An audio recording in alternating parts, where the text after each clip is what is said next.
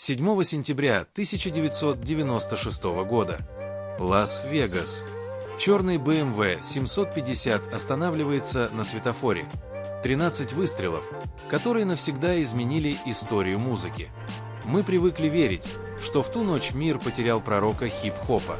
Но что, если пули прошли мимо? Что, если сегодня, в марте 2026 года, Тупаку Амару Шакуру исполнилось бы 54 года? Представьте, он не икона на футболках. Он – живой игрок. Стал бы он хип-хоп-миллиардером уровня Джей-Зи или превратился бы в политического изгнанника? Записал бы он фит с Кендриком Ламаром или проклинал бы современный мамбл-рэп? Сегодня мы разберем самый детальный сценарий жизни Пака, если бы он выжил. От его роли в «Марвел» до кресла в Сенате. Доставайте свои банданы. Мы отправляемся в альтернативную реальность. Часть 1. Кем был Тупак на самом деле? Чтобы понять, что бы он делал в 2026-м, нужно вспомнить, кем он был в 96-м. Тупак не был просто рэпером. Он был сыном активистки «Черных пантер» Афини Шакур. Он вырос на идеях революции, читал Шекспира и занимался балетом в Балтиморской школе искусств. Пак был невероятно начитан. Его любимым писателем был Никколо Макиавелли. Именно его труды о власти Тупак изучал в тюрьме, что и породило псевдоним Макавелли. Он был трудоголиком-монстром. За последние месяцы жизни он записал сотни треков. Он знал, что времени мало. К моменту покушения Тупак находился в странной точке. Он был на вершине славы с альбомом All Eyes on Me, но по горло увяз в войне побережий и токсичных отношениях с Шугом Найтом. Его смерть сделала его мучеником. Но жизнь заставила бы его выбирать. Часть 2. Выход из криминала. Первые шаги после выживания. Если бы Тупак выжил после Лас-Вегаса, первым делом он бы ушел из Death Row Records.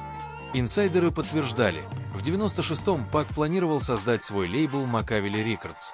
Он понимал, что Шуг Найт тянет его на дно. Выжив, Шакур прошел бы через долгие суды, но в итоге стал бы независимым.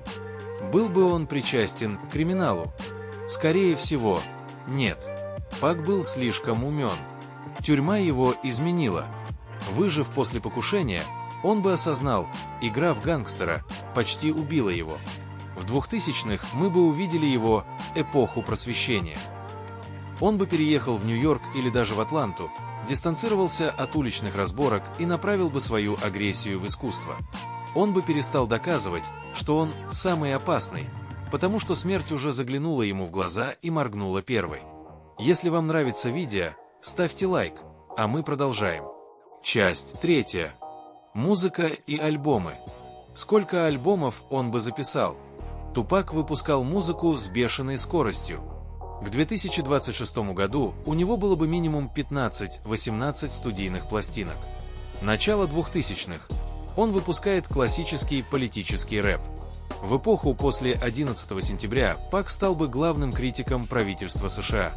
Его альбом 2002 года «One Nation», который он реально планировал, стал бы гимном объединения. Эпоха фитов. Пак обожал эксперименты. Представьте его коллаборации. С Эминемом в начале 2000-х это был бы самый громкий трек в истории. А Кендрик считает Пака своим духовным наставником. Их совместный альбом в 2015 году перевернул бы игру. А что Канье Уэст? Пак бы оценил визионерство Канье, но, скорее всего, они бы жестко поссорились из-за эго. The Weeknd или Дрейк. В 2020-х Шакур бы ударился в мелодичный клауд-рэп или соул, доказывая, что он все еще актуален. Он бы не стал динозавром. Пак умел адаптироваться.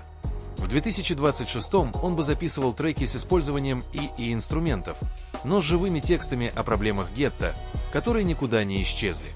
Часть 4. Кино и политика. Чем бы он занимался? Скорее всего, со временем музыка стала бы для него тесной. Тупак всегда хотел быть актером. Вы знали, что он проходил пробы на роль Мейса Винду в «Звездных войнах».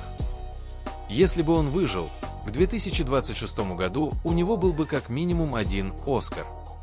Он бы играл в серьезных драмах, а в 2010-х обязательно бы заскочил в киновселенную Марвел. Представьте его в роли Киллмонгера в «Черной пантере», это была бы роль всей его жизни. Политика. Это самое интересное. Пак – выходец из семьи активистов. В 2026 году он не просто бы твитил о несправедливости. Он бы создал свою партию или стал мощным лоббистом. Во время протестов БЛМ в 2020 году он был бы на передовой. Он был бы тем голосом, который объединяет улицу и Белый дом. Возможно, в 2026 мы бы обсуждали его выдвижение в мэры Лос-Анджелеса. Часть 5. Пак против современности. Как бы он относился к современному рэпу? Пак ненавидел фальшь. Скорее всего, он бы публично разносил артистов, которые читают только о бриллиантах и таблетках. Он бы стал старшим братом индустрии. Тот, кому приходят за советом и благословением. Его интервью у Джо Рогана или на собственном подкасте собирали бы сотни миллионов просмотров. Он бы занимался благотворительностью, строил школы искусств для детей из бедных семей и, возможно, стал бы первым рэпером-миллиардером еще до Джей-Зи. Но главное, он был бы живым напоминанием о том, что такое тук лайф. Не бандитизм, а способность выживать и добиваться успеха, когда весь мир против тебя.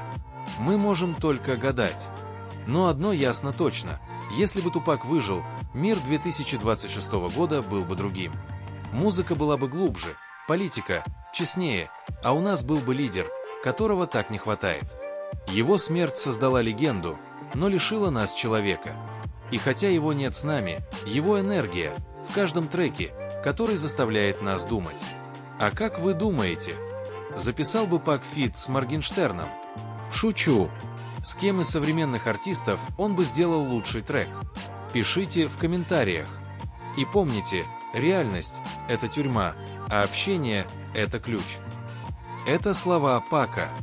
Давайте общаться в комментариях. Ставьте лайк и подписывайтесь на канал, если верите, что легенды не умирают.